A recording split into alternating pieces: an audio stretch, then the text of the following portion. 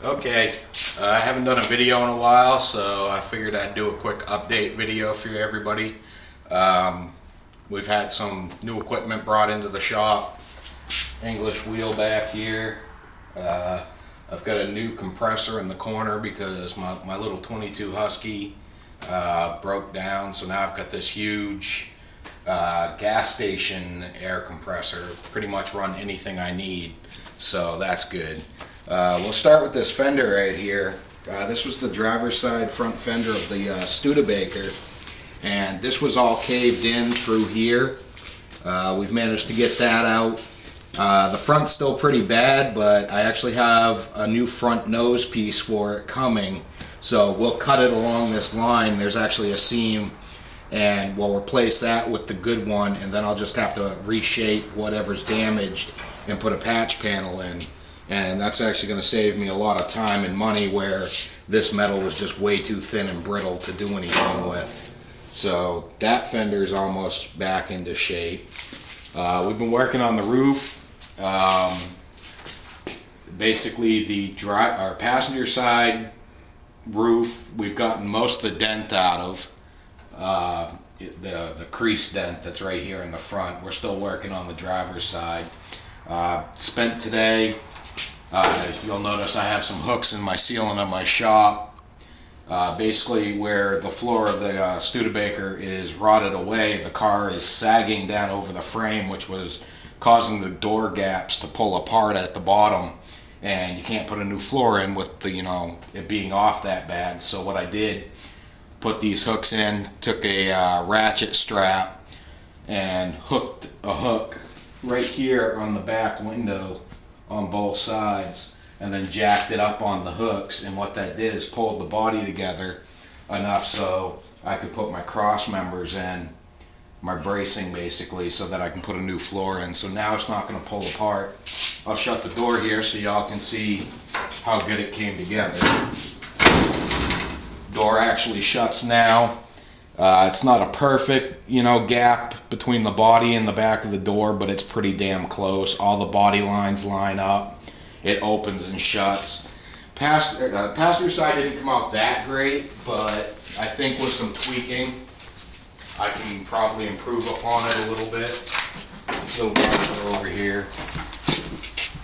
It was separated almost 2 inches at the bottom. We got probably about a ½ inch gap, but then it narrows out, so it's going to take a little bit of work to get this. I'll probably freaking jack it back up, strap it to the ceiling, and try to re-weld the brace with this a little better. Not exactly sure yet, but this door also, if you will, this door also opens and closes now. I'm probably not going to mess with this too much because the body lines do match up, where before they were almost a ½ inch low on the door, so I'm probably not going to mess with that. You'll notice that I actually have more room in the shop now. Over here we've removed the frame that we were stripping down for the DeSoto project. The reason for that is I'm selling the DeSoto project. I've got it listed on Craigslist Maine for $1,200. Basically, if you're interested, go look it up, contact me.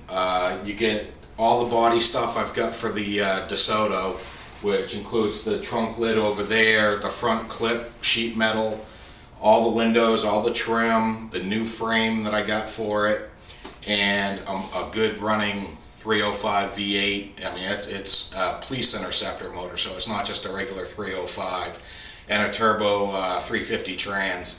It's pretty much everything you need, but the only thing you need for it is a posi rear end if you want to go that route. Making room because I went to visit the guy I bought the Studebaker off and noticed he had a 57 Chevy 2-door sitting out back, and I made the mistake of asking him how much he had to have for it, and I thought he was going to quote me an outrageous price and I would have to turn it down, but of course he gave me a price that I'd be stupid to turn down, so now I own a 57 Chevy 2-door, which will be here by the end of the summer. I just got to pay for the damn thing.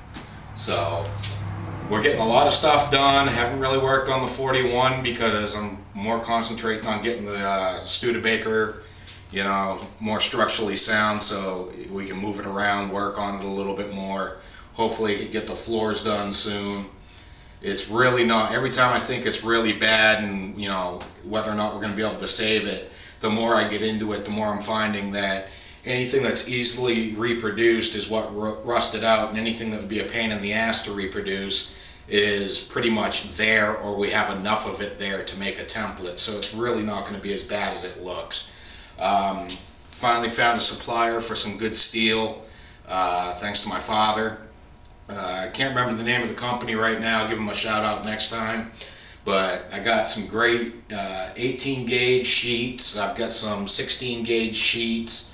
One more thing I wanted to say and show you guys before I end the episode. I don't know if you're going to be able to see it, but it's really hard sometimes to weld to the old sheet metal.